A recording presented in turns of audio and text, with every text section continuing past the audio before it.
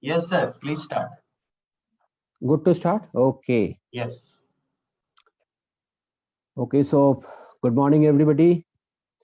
It's an honor to be a part of DY Patel Vidyapit Pune. And I would like to start by thanking the management of DY Patel Vidyapit Pune for giving me this opportunity to interact with their students. And I feel, with my 22 years of corporate exposure, it's a time to give back to the society. So when I was approached by the university, I felt that it's a correct time where, basis my experience, I should talk to the students. I should enrich them as to how they can be successful in corporate world. And what better platform than DY Patel Vidyapit Pune, because when I was checking their website, I found out that they have achieved 20th rank in medical category, 46th in university category, and 70th in overall category in India. Well, I feel that's mind blowing. The institution has been declared as Category 1 university by UGC Undergraduate Autonomy Regulations 2018. I was checking the online MBA program too, and the online MBA program has been really carefully designed in order to impart the necessary basic managerial and leadership skills and bridge the gap between the expectations of the industry and the actual attainment of the students. Well, I must say that this online MBA program is well designed with a unique combination of different management subjects and to suit the demand of the industries today.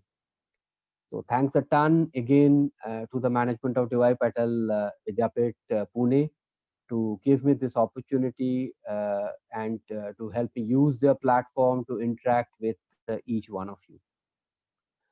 Well, the topic on which I will talk for around 40-45 minutes is about campus to corporate and the life skills that you require to be successful once you enter the corporate world.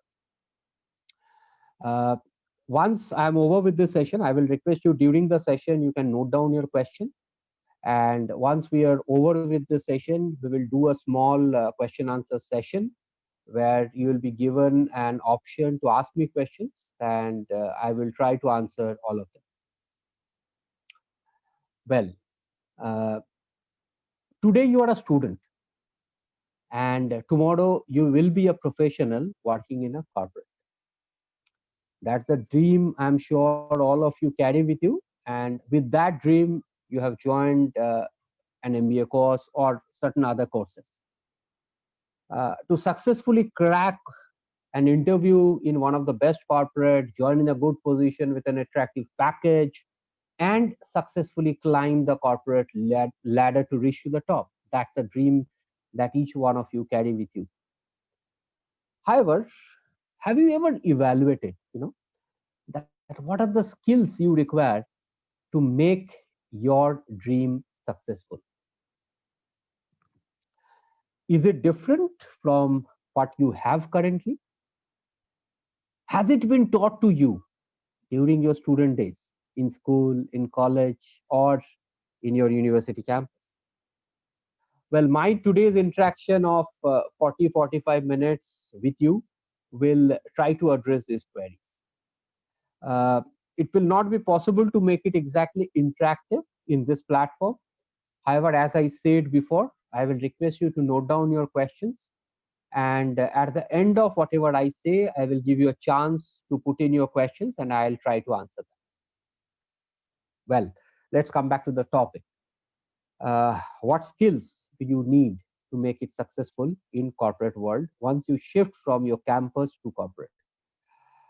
Well, my 22 years experience, and during this experience, remember, I have managed people directly as well as indirectly, freshers, MBA students who have joined from different MBA institutes, and I have experience of leading students from IIMs, Calcutta as well as Ahmedabad also.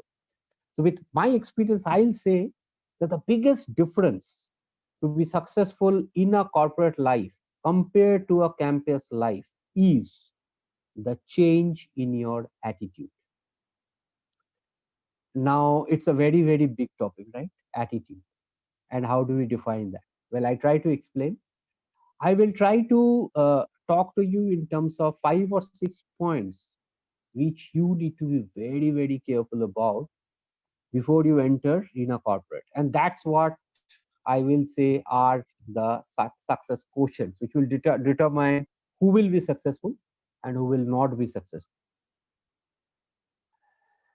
You need to remember that you will be evaluated from the first day you enter the office campus, and you will be evaluated daily, you will be evaluated monthly.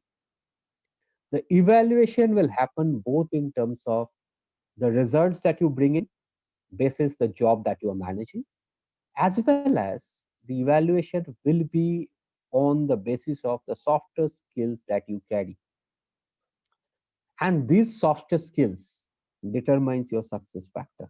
Of course, result is a big, big success factor, but the softer skills that we talk about will actually take you towards results. And the softer skills determines your long-term success. Result is something which is regular, and results will determine your short-term success, but the softer skills will determine your long-term success. Hence, be careful about the following. The first point, dress. Now, first day when you enter your office campus, the first, when people look at you, they look at your dress. Even before people have started interacting with you, they first look at your dress. So before you join a company, once you have been selected, once you have been offered, there is a gap between the time you get your offer and between the time you report into your office. Try to do some homework around the dress culture that prevails in that organization. Remember, the dress culture varies from organization to organization. Some organization has a very formal dress culture. I mean, suited, booted, wearing a tie. Some has a semi-formal dress culture, which is like a formal shirt and a pant. Some may prefer a jacket without a tie.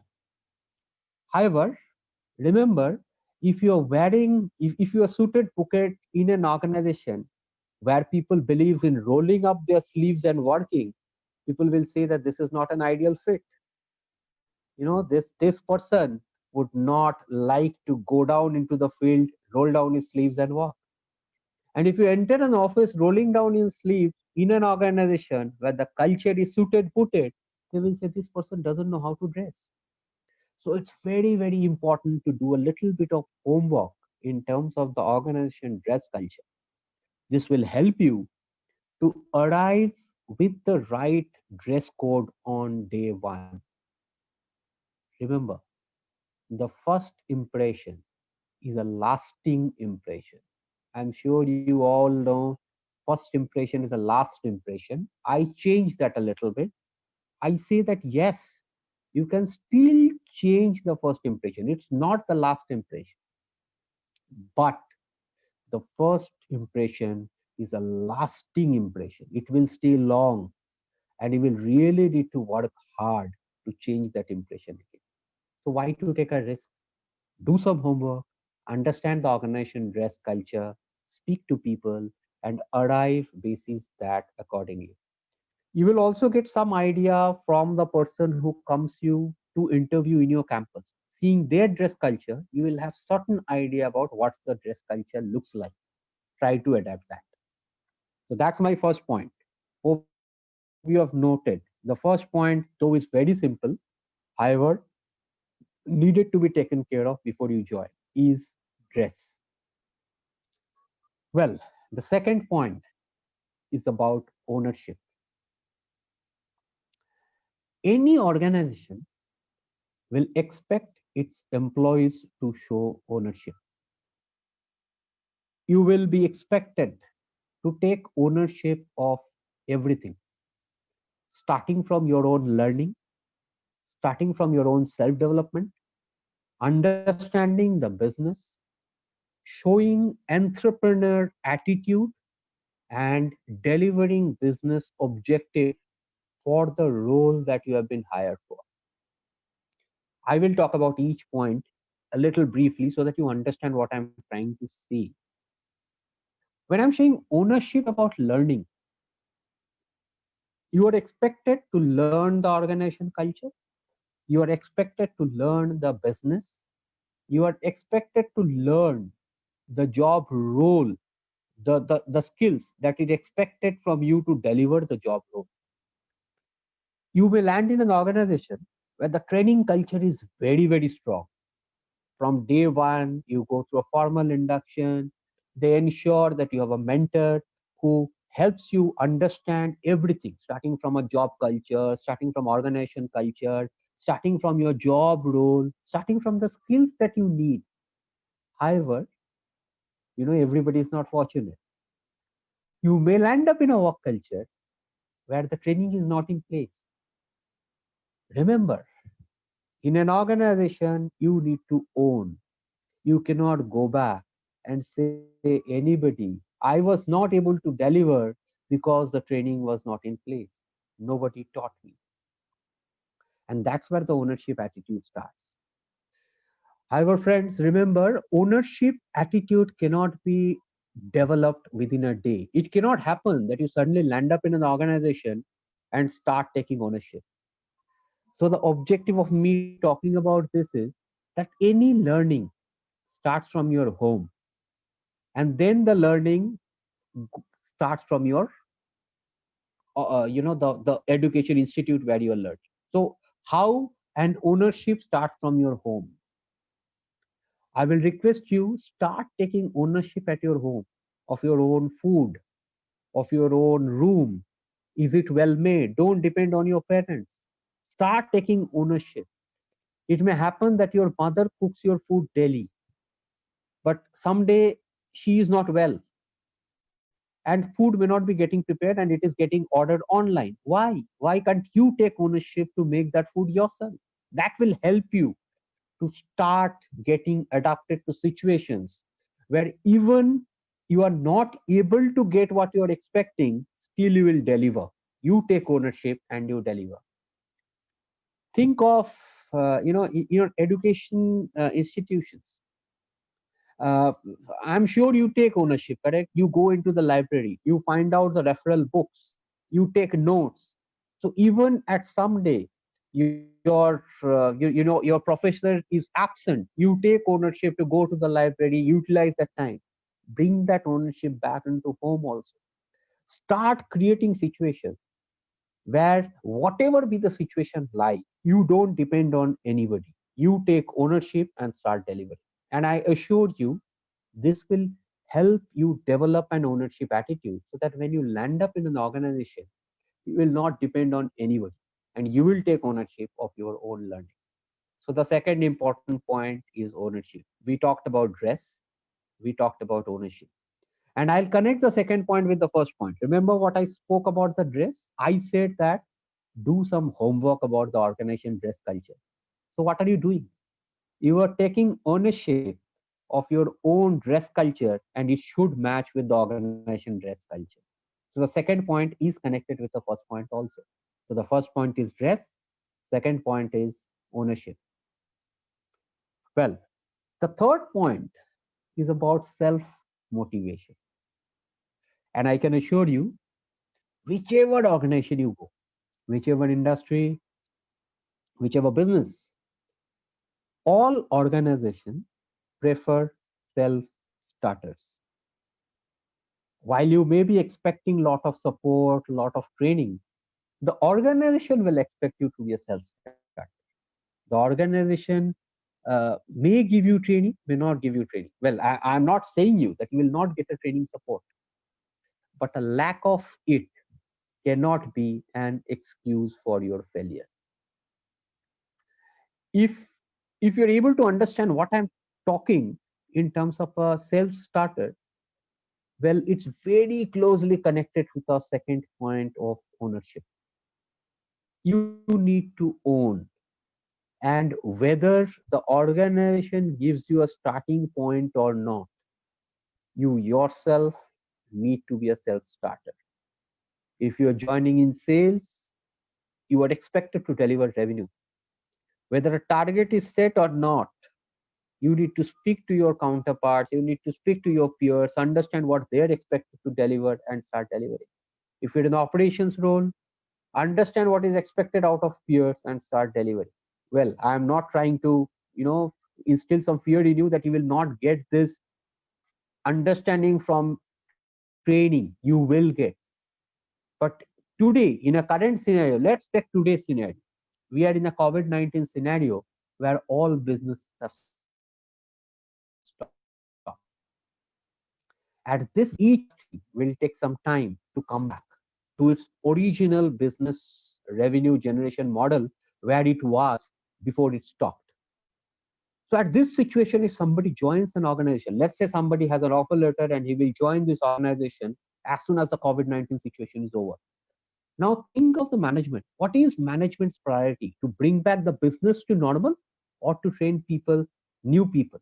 It will be to bring back the business to normal. So more time, more weightage will be going towards that. And if somebody joins in this scenario, he will be expected to pick it up himself or herself.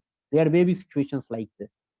So remember, always keep a self-starter attitude. And self-starter attitude can very well come through your MBA program.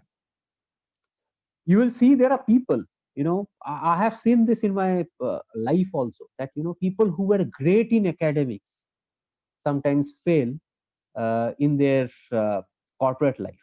Whereas people who were average in academics but very well organizing skill becomes very successful in corporate life.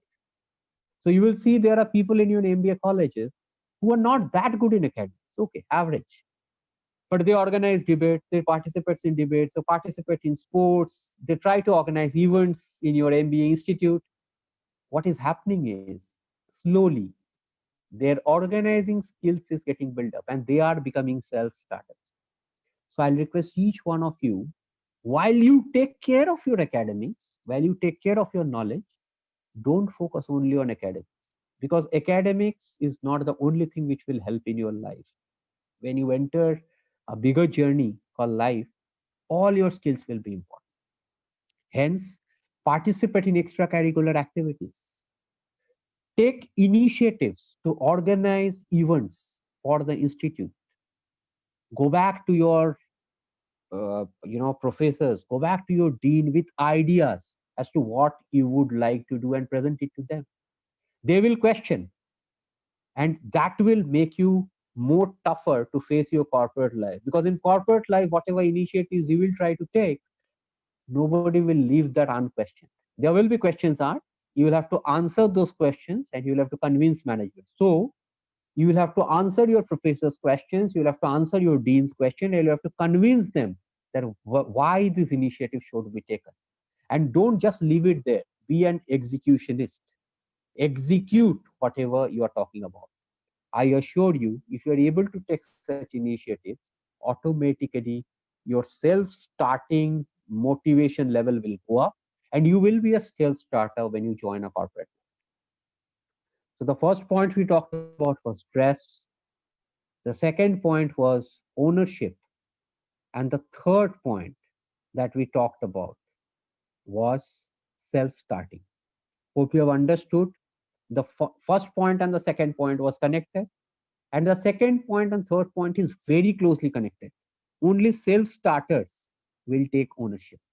So self-starting and ownership, this attitude, two attitudes, these two behaviors goes hand in hand.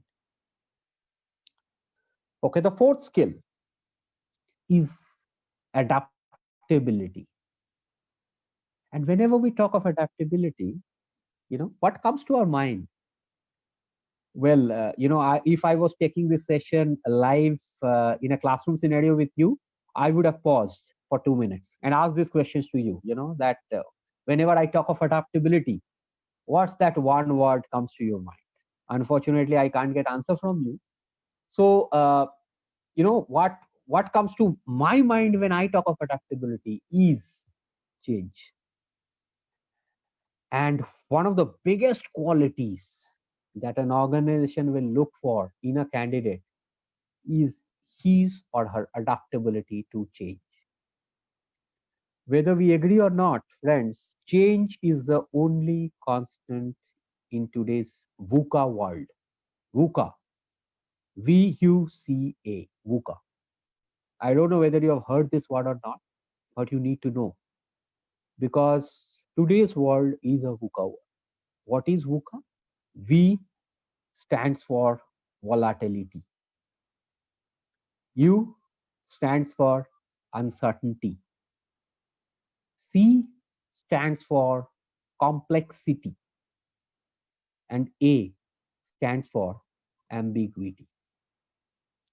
Wherever you are, whether in India or in abroad, whichever industry you are in, you will have to face these four constants of life. Today's world, which is very, very fast paced, where change is constant, volatility has become a part of life. You cannot be assured, you know, I mean, during my parents' time, during your grandparents' time, I'm sure you have heard that government job is secured. Today, my friends, even a government job is not secured. I don't know whether you know or not. Uh, Government has declared a small pay cut during this COVID-19 situation because even government revenue is impacted. So in today's world, nothing is constant. Everything is volatile. Everything is uncertain. You know, whether you think of a job, you cannot say that, you know, I would like to retire from this job. Everything is uncertain. Today, most of the organizations are going for up to 50% pay cut. You cannot be certain, you know, that I have reached a salary level and I'm constant. Now I'll only grow. You cannot. So life is uncertain in today's world. Uh, we generally say that, you know, what is in between life.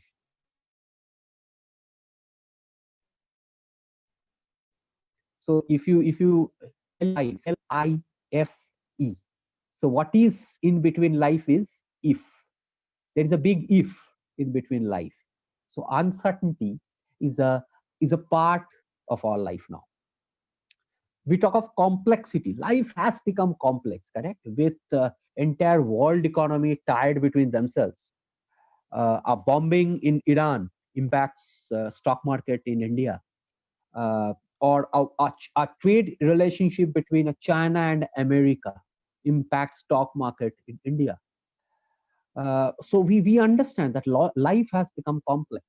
So whichever industry you are working in, you are not sure how competition is impacting that industry. I'll give you a few examples. You know, when I was in my college, we had something called a cassette player, and we had something called Walkman. So Walkman was, we used to carry it with ourselves, insert a cassette, put in a earphone, and while walking you can listen to music. Walkman then became obsolete. What came was Discman. Similar like Walkman, instead of a cassette, you can put in a disc. And Discman was facing tough competition from uh, iPods. It was small. I don't know how many have seen this, because iPods has also become obsolete now. So iPods was small, a utensil like of this size. You can just put it in your belt. You can stick it in your belt, and you can continuously listen to music. You don't need a CD. You don't need a cassette. You know, it had internal storage space, and music was already stored in that. iPod was thinking that what are my competition? You will not believe, none of them, neither Walkman nor Discman nor iPod, ever thought that their biggest competition will be mobile phone. Today you think of a radio, today you think of a Sonodyne music player. Everybody is becoming obsolete because today people prefer listening music from their mobile phone. Nobody thought that a mobile phone will will pose a competition to a Sonodyne music system. Sonodyne was feeling that my competition is Videocon, my competition is Bose, my competition is maybe a Samsung. Nobody ever thought that a mobile phone, Oppo mobile phone, or a Sony mobile phone itself will face a competition, itself will pose a competition to a Sony music system. So it's a complex world where you may not be able to predict also where your competition will come from. And the last point was ambiguity, correct? Nobody is sure. Everything is ambiguous. The world is ambiguous.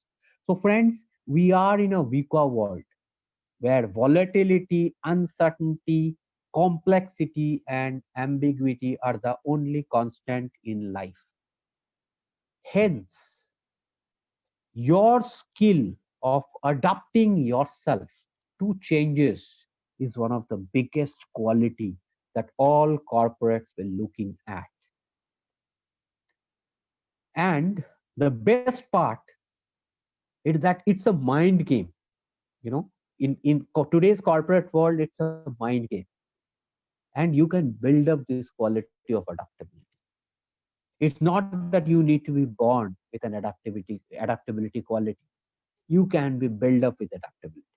How? I will tell you. And again, remember, friends, any inner change you're trying to bring in, it starts from home. No institution can train you. It has to change from home, because you spend 8 to 10 hours in your home itself. So I will put it. Let's say you have a habit of starting late at night and getting up late at morning. That's a habit. The biggest change is, can you change your habit?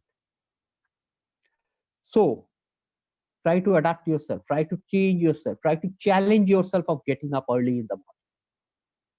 Suppose you have a habit of having dinner late. Try to challenge yourself, try to adapt yourself to a change, that can you have dinner by 7:30 and sleep by 9 and get up at 4 and start exercising at 4:30 every day. Initially it will be a challenge. So let me say that how you can do it. So suppose you are a person who gets up at 9:30, you will not be able to get up immediately at 4:30 next day, but try to bring it, you know, bring it up by half an hour every day. So instead of 9:30, get up at 9. Next day, get up at 8:30. Next day, get up at 8. And slowly, within a month, try to get up by 4 or 4:30. And anything which you do continuously for 21 days becomes habit. So once you have got up at 4, you know, try to get up at 4 for 21 days. I'm telling you, it will become a habit. Do it for continuous 3 months and try to challenge yourself again and start. Can we get up at 9:30 again? Remember, guys, we said that volatility is constant in life. So nothing will be constant in your life. And you need to adapt yourself to such situations and try to challenge yourself daily, that whatever habit you have adopted, can you change that continuously? So the fourth point we talked about is adaptability. The first point was dress. Do some homework before you join an organization as to what's the organization dress culture like. The second point we talked about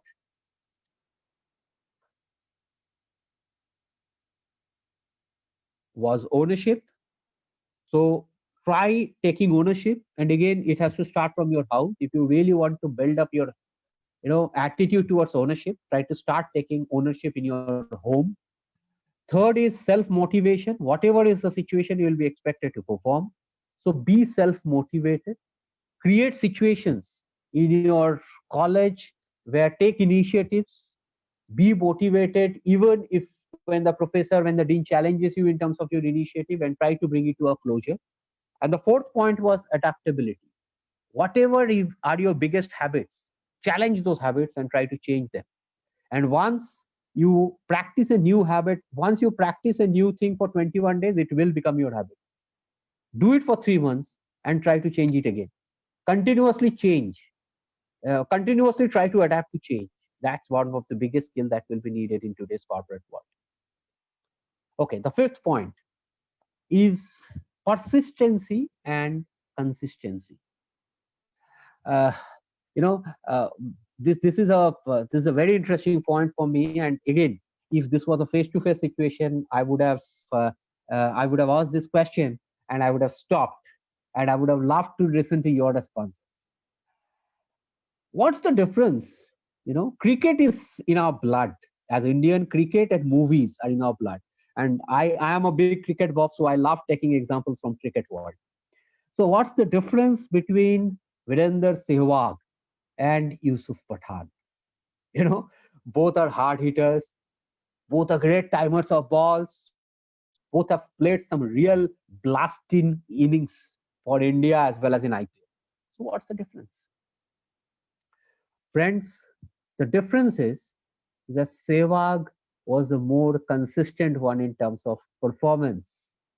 Hence, his career was much longer than compared to Pathan. In a situation where you need a higher run rate, both could have performed. However, dependability on Sehwag from Indian team was much higher that he will perform. The probability of Sehwag performing was more than Yusuf Pathan. And you need to remember, friends, success once is counted as a fluke. Success twice will be counted as luck. However, success thrice or more will be considered as skills. Hence, consistency in your performance will always matter. You cannot come back and say, I used to perform thrice. I failed this year, this month. If you have failed this month, that means you are currently a failure. Consistency in performance will matter. When we actually measure somebody's yearly performance, we would like to say, how many months have you performed? He achieved his targets for 12 out of 12 months. Great, superb. He achieved his targets 10 out of 12 months. Okay, good. He achieved his target 6 out of 12 months. Okay, good, can do better, average.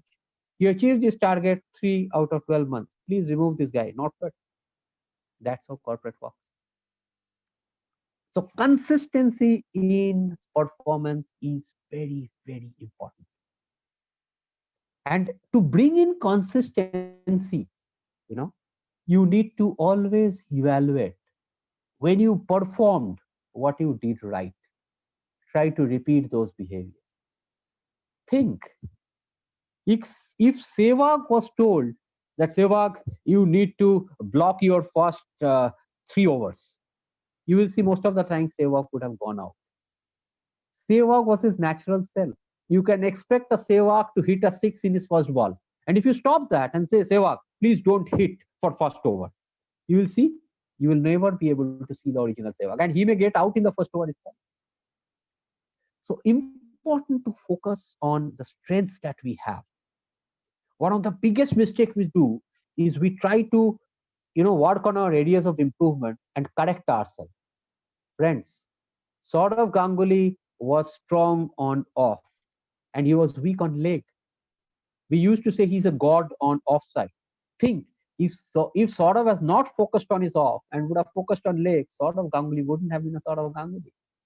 So you need to always evaluate what are your strengths. The month you have performed well, please go back and see what have you done correctly. Repeat that next month. Repeat that next month. Repeat that next month. Yes, you need to find out what you did wrong, but find out only one and focus on that to correct that. Don't try to correct everything. However, try to repeat everything you have done correctly. That will help you bring consistency and persistency in your results. So let me repeat. We have covered 5 points. Ideal scenario in a face-to-face situation, I would have asked you to repeat. However, here I am repeating. I am sure you are taking notes. The first one was dress. Most important, because first impression is a lasting impression. Do some homework in terms of dress culture of your organization and dress accordingly. The second was ownership. You need to take ownership of the job that you have been given. You need to take ownership of your own learnings. You need to take ownership of your self-development. And how will this habit build up in you? Try to take ownership in your home. If your mother is sick, try to take ownership of the kitchen. Don't bring in food from outside. Even if you're bringing food from outside, try to take ownership of what has to be ordered, what will be the budget, getting it ordered and getting it delivered at right time, and then putting on a plate and serving your mother. That's ownership. The third is self-starters. Self-starters, all organizations will look for self-starters.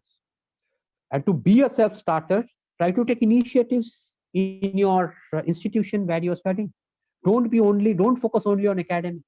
Try to focus on extracurriculars. Try to take initiatives in terms of you may take an initiative. How your institution should be positioned towards aspiring students who wants to join your institution. Try to design something in similar line. Go to your professors, go to your dean, position it to them, sell the concept to them, and execute the initiative till the end.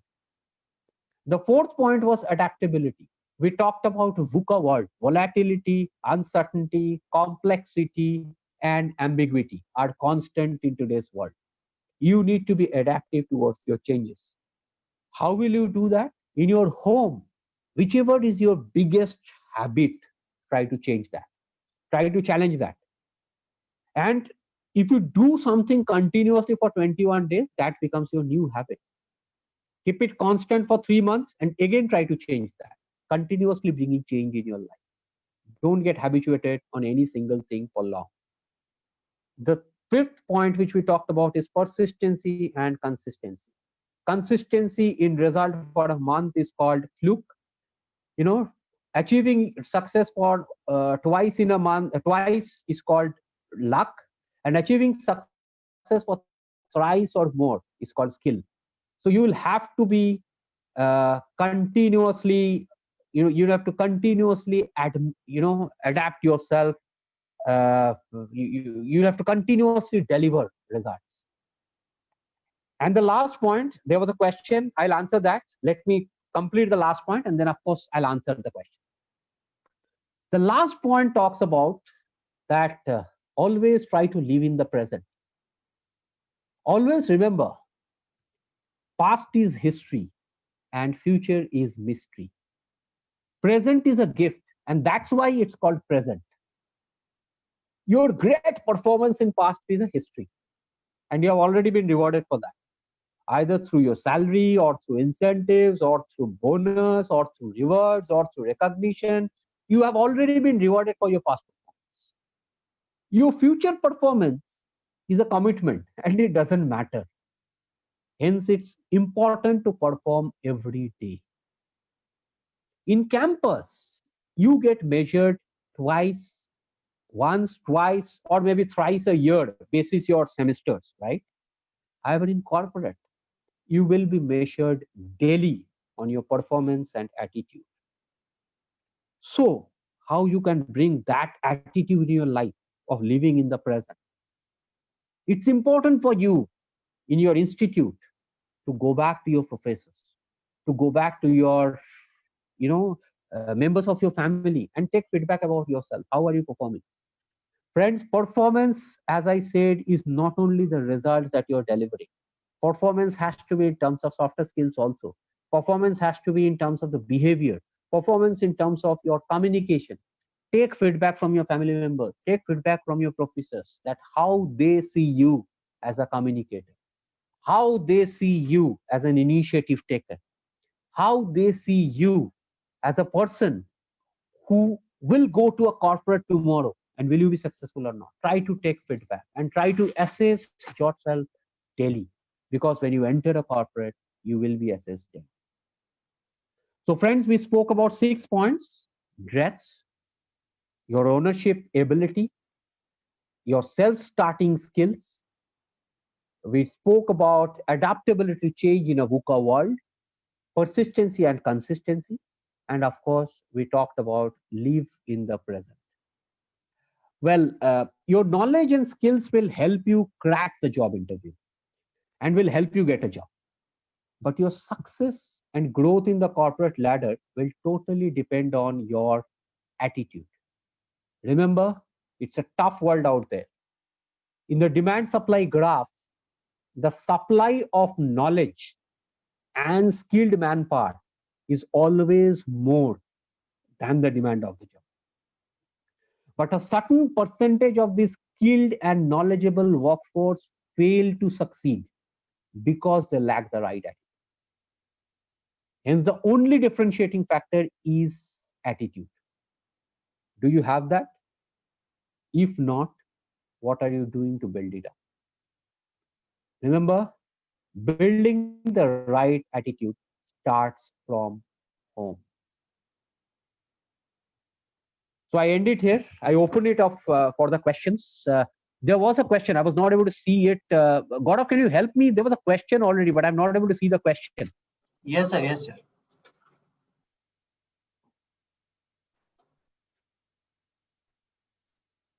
Yeah, it's a question for Dr. Yogesh Jojare. What new adaptation should be done by newcomers in the industry after COVID-19? Okay. Doctor, how I will position it is that the newcomers who have still not come to the industry does not need to bring in any new changes. They will have to come with those changes. The adaptation will be required for people who are already in the industry because they have already a set pattern of behavior. So they will have to change their behavior. But the people who will be coming to the new to the industry will be coming to a new scenario altogether.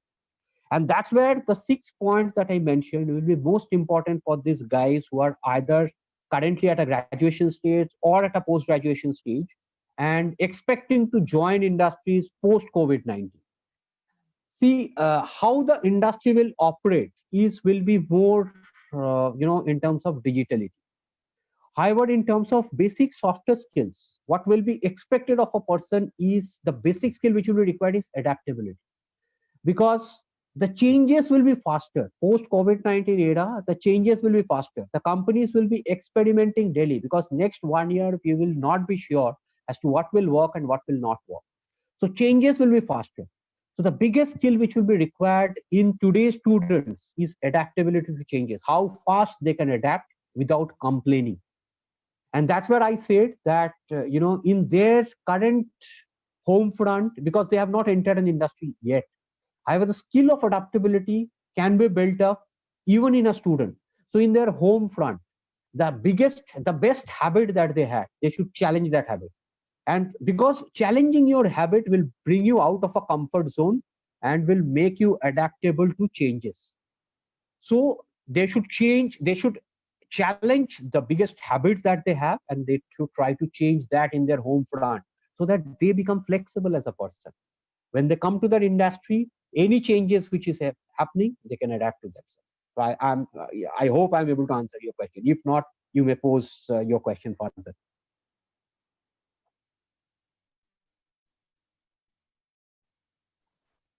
Okay, sir.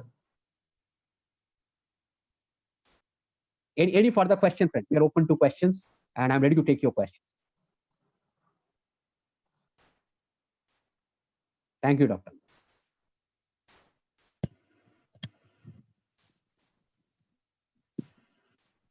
So one more question. Mm-hmm. Question for Mr. Pankaj. Mm-hmm. How to convert this current situation into opportunity? Okay, great. I believe, if we have seen our Prime Minister's speech yesterday, he actually spoke about that. He said that it's an opportunity for India because he gave us a few examples also, correct, in terms of PPE kits, in terms of masks, which we were not manufacturing before. Currently, it's seen that, more than 2 lakh masks and more than 2 lakh PPEs are getting manufactured. It will become a big opportunity. How I see it is, with my limited experiences, see, digitally now what will happen is people will maintain social distance. The virus will be a part of the life, and we will have to keep on maintaining social distance even when the normal life starts. So digital intervention will become more and more important. Whether in terms of meeting clients, maybe the clients will not allow us to meet, but they will try to meet digitally. Whether you think of bringing in training interventions, there will be digital interventions.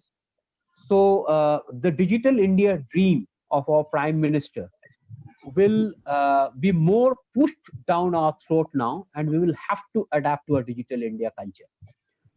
So when we think of digital India as a culture, our overall IT infrastructure has to really improve. And when we think of overall IT infrastructure improving, the overall IT sector of India will improve. And when the IT sector of India improves, we all know that the best brains are still in India. The Indian brains are much better compared to any other developed countries' brains you think of. So I see the IT sector really growing well. I also see, with the COVID-19, this thing coming up, new industries growing in terms of building up PPs, building up masks. The pharma industry will really thrive well. So there will be industries who will do well. There will be industries who has to survive, correct? A banking and financial side service industry cannot wind up. They will survive. However, there will be a lot of changes coming into banking and service industry. So there will be a lot of digitization happening. The customers, we were already seeing the changes. We were seeing changes in terms of the customers were pushed more towards using app, using mobile banking than coming to the branches. Slowly, the branch banking will slowly become obsolete. Slowly, we will see that the infrastructure investment will be happening more towards digital than towards branch banking in BFSI industry. So we may see a lot of investment in terms of IT infrastructure investment, and naturally people who will adapt themselves more towards those changes, who will adapt themselves towards new IT knowledge acquirement, skill acquirement, will be able to cope up faster. So that's how I see the changes, the overall industry shaping up, and the job opportunity coming up. Maybe the job opportunity, though we see that once more machine infrastructure comes in, the number of people, the number of jobs cutting may happen. However, I see it differently. A machine cannot operate without a man behind it manually operating it. So maybe the number of unskilled jobs will come down, but the opportunity for skilled jobs will be more. So education will become more important.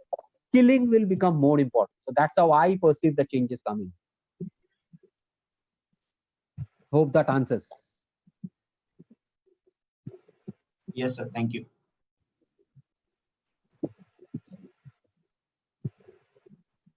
Any other questions? Yes, sir. One more question. So, Mr. Amandeep Arora asking, at what extent do you think the soft skill play a vital role than the technical skill during the corporate interview in one personality? Can you repeat the question, Gaurav? It was a good question. Can you repeat it once? Yeah. At what extent do you think the soft skill play a vital role than the technical skill during the corporate interview in one personality? Okay. Very good question. It depends on which level of interview you're approaching, correct? When I'm choosing a basic management graduate, see, in an interview, and if you think of, when we go for a campus hiring, it's not only interview. We generally try to do a group discussion. We generally, try to do a panel session and then maybe an interview. Why? Because it's very difficult to evaluate soft skill of a person during a half an hour or a 40 minutes interview. And that's where we try to evaluate through multiple methods. Soft skill is always important. However, maybe when I'm hiring a management graduate, since my cost is much, much lesser, I'm ready to still experiment. Basis is knowledge and skill. If I've evaluated a person to be knowledgeable during the interview, during the GD, he has played average on soft skill. And if I see his results, university results quite good, consistent enough, I am ready to hire that guy. Because next 1 year, in any case, he will be management trainee with me. I will train him in my environment, and there only I will evaluate his soft skills. So for a management trainee, more important will be knowledge and skills and his university results to get hired as a management trainee. However, once you get hired as a management trainee, your soft skills becomes more and more important. because in a corporate scenario, the bookish knowledge will not work. It's all about your softer skills. It's all about your people skills, because in a corporate you will not work in an individual level. You will have to even if your job is of an individual role, you will have to continuously interact with other people. So softer skills becomes more important for your survival. However, friends, once you go for a second interview onwards, your soft skills becomes more and more important. And again, remember, in an interview, judging softer skills is very, very difficult, because it's hardly half an hour, 40 minutes. So a lot of organizations use tests to understand your softer skills part. So you may still get selected if you're weak in softer skills basis because it's a half an hour performance, and you may have performed very well during that half an hour interview and you got selected. However, your survival will depend on your softer skills. So growth in corporate ladder, if you want me to rate knowledge, skills, and softer skills, I will always rate softer skills higher than your knowledge and skill. Knowledge and skill still can be, zero knowledge and skill, you can never. But a lesser knowledge and skill still can be overlooked if that person's softer skills is bigger, because tomorrow that person can become a people manager, and what a people manager, softer skill will be more important. Hope I've been able to answer it. Okay, sir. Thank you. So one more question from our director, ma'am, Safia, ma'am. Can I read it? Yeah, sure. Yeah. Do taxes on digital goods and service impact digital adoption in traditionally non-digital sectors? Pardon, didn't get the question. Can you repeat it once more? Yeah. Do taxes on digital goods and services impact digital adoption in traditionally or non-digital sector?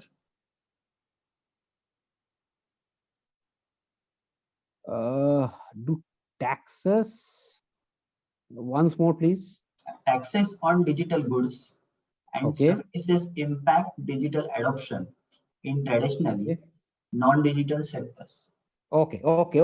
Very good question, Sofia ma'am. Thanks a ton for that question. I will say that, if you remember the first question when I answered, I said that, the dream of digital India, which our Prime Minister had, will now be pushed down our throat. So whether tax will impact or not, I will say from a decision point of view for non-digital sector. So non-digital sector, let me take an example of, let's say, an university. The university didn't have a digital platform to conduct classes, and now they feel that it's important that they will have to conduct a digital, they will have to, ensure that there's a digital platform to conduct classes.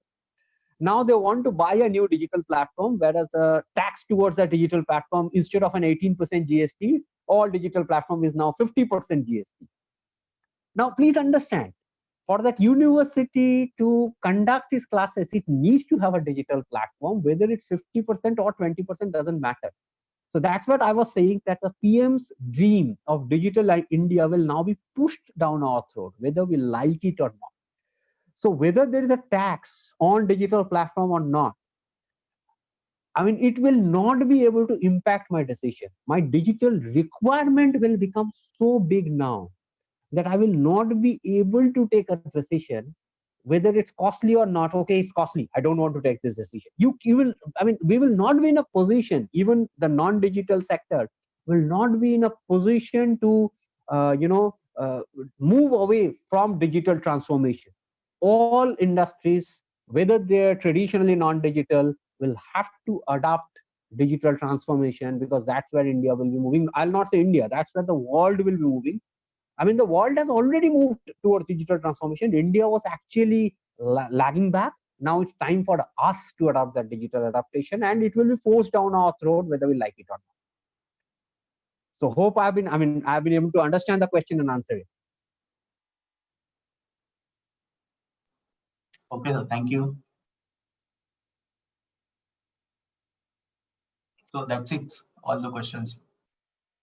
Thanks a ton. I believe